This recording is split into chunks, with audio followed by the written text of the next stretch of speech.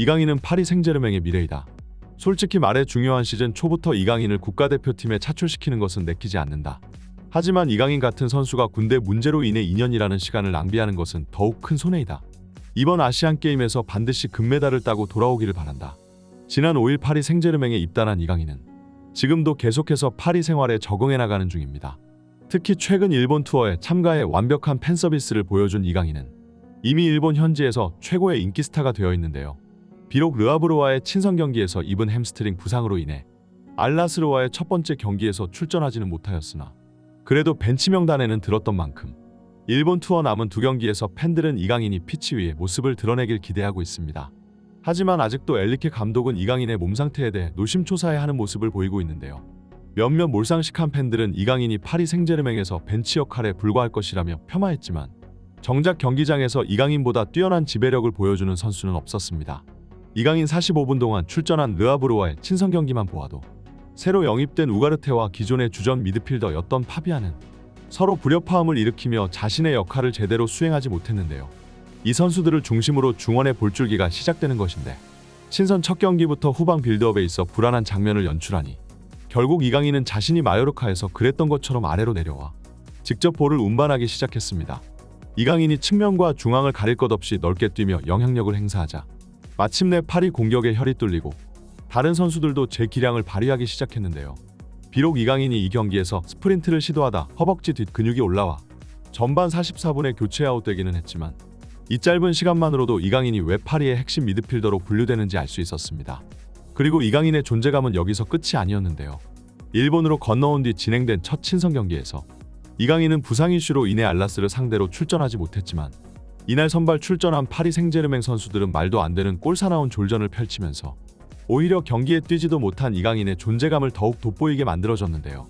이강인이 뛰지 못하니 후방에서 볼 자체가 돌지 않고 중동 리그팀을 상대로 0대0 스코어로는 한심한 축구를 선보이는 파리 선수단을 보며 팬들은 하루빨리 죽음만 축내는 잉여자원들을 방출하고 이강인을 중심으로 팀을 재편해 나가야 한다고 주장하고 있습니다.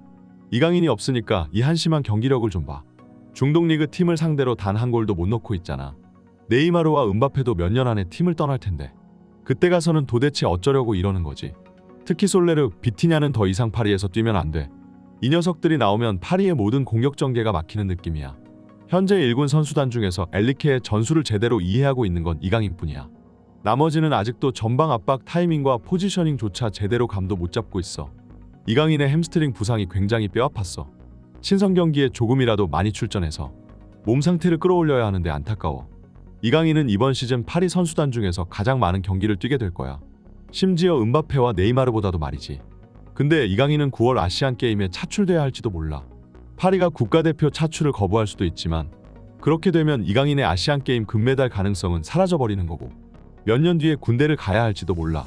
시즌 초부터 이강인 같은 선수가 결장하는 것은 뼈아프지만 이강인과 파리의 미래를 위해서라도 국가대표팀에 보내줘야 해.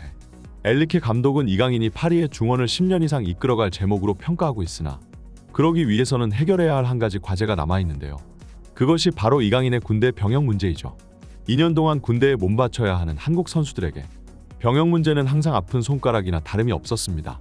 특히 해외 리그에서 이제 막 주가를 올리고 있는 선수들은 더욱 그러한데요.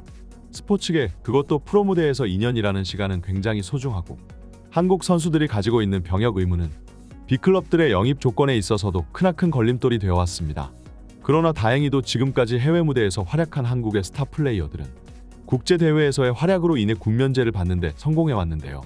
박지성은 2002년 4강 월드컵 신화로 특례를 받아 병역 의무에서 벗어날 수 있었고 이 덕분에 PSV 아인트호벤을 거쳐 세계적인 B클럽 맨체스터 유나이티드로 향할 수 있었습니다. 월드 슈퍼스타 손흥민 또한 토트넘 입단 이후 프리미어 리그에서 활약하며 계속해서 자신의 주가를 올리고 있었으나 아직 해결되지 않은 병역 문제는 계속해서 손흥민의 발목을 붙잡고 있었는데요. 하지만 2018년 아시안게임에서 우승하며 금메달을 목에 걸었고 그동안 절실히 바라던 병역 특례를 받게 되는데 성공했습니다. 특히 군면제를 받게 된 이 시점부터 손흥민의 실력은 급격하게 성장해 마침내 월드 클래스로 도약하기 시작했는데요. 이때를 시작으로 손흥민은 3년간 리그 12골 7어시, 11골 11어시, 17골 10어시라는 놀라운 스탯을 기록했고 21-22 시즌에는 23골 9도움이라는 정신나간 공격 포인트를 꽂아 넣으며 아시아 선수 최초로 프리미어 리그 득점왕에 등극했습니다. 김민재는 그 어떤 선수들보다도 진귀한 클럽 커리어 이력을 가지고 있고 중국 리그에서 탈출한 뒤 3년 만에 페네르바체와 나폴리를 거쳐 바이에른 뮌헨이라는 명문 클럽으로 도약한 것은 유럽에 있는 그 어떤 선수를 찾아봐도 쉽게 보기 힘든 놀라운 발자취인데요. 하지만 만약 김민재의 병역 문제가 해결되지 않았었다면 1년마다 상위 B클럽으로 진출하는 이 놀라운 이적 이력은 없었을지도 몰랐습니다. 결국 한국 선수들의 유럽 무대 활약에 있어 병역 특례는 필수 불가결한 요소라고 볼 수 있는데요. 그러나 지금까지 언급된 한국 선수들과는 다르게 이강인은 아직까지 병역 특례를 받지 못했으며 파리와 한국은 이강인이 월드 클래스로 성장하기 위해 병역 의무에서 벗어날 수 있도록 간절히 바라고 있습니다. 다행히도 이강인은 01년생의 어린 나이로 앞으로도 국제대회에서의 기회가 한참 많이 남아있는데요. 하지만 금메달이라는 것이 원한다고 해서 손에 넣을 수 있는 것이 아니고 그렇기 때문에 매번 국제대회 기간이 찾아올 때마다 이강인은 그 기회를 잡을 필요가 있습니다. 그리고 이번에 첫 번째로 찾아온 기회가 바로 2023년 중국에서 열린 항저우 아시안게임인데요. 원래 이 대회는 2022년으로 예정되어 있었으나 2020년도부터 전 세계를 휩쓴 코로나 바이러스 사태로 인해 항저우 아시안게임도 이 피해를 입게 되었고 중국 상하이의 코로나19 집단 감염으로 인해 상하이 봉쇄령이 떨어지자 결국 이번 연도로 개최가 연기된 것이죠.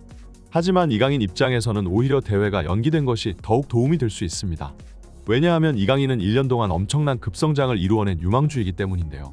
게다가 최근 몇 년 사이에 한국에서는 굉장히 뛰어난 유망주들이 쏟아져 나왔고 최근 U21 월드컵과 U17 아시안컵에서도 한국의 어린 재능들의 활약상을 확인할 수 있었습니다. 아시안게임을 지휘하는 황선홍 감독은 이번 대회를 위해 엄청난 준비를 해왔고 이 1년이라는 시간은 황선홍호의 조직력과 시스템을 더욱 견고히 다져줬는데요. 그러나 황선홍호에게는 아직 한 가지 과제가 남아 있습니다. 바로 이강인의 아시안게임 차출을 위해 파리 생제르맹과 협상해야 하는 것이죠. 리그 경쟁에 있어 항상 초반 스타트가 중요한 법이고 특히 선수들의 몸 상태가 최정상으로 올라오기 시작하는 9월과 10월의 경기는 우승을 노리는 B클럽에게 있어 가장 중요한 시기인데요.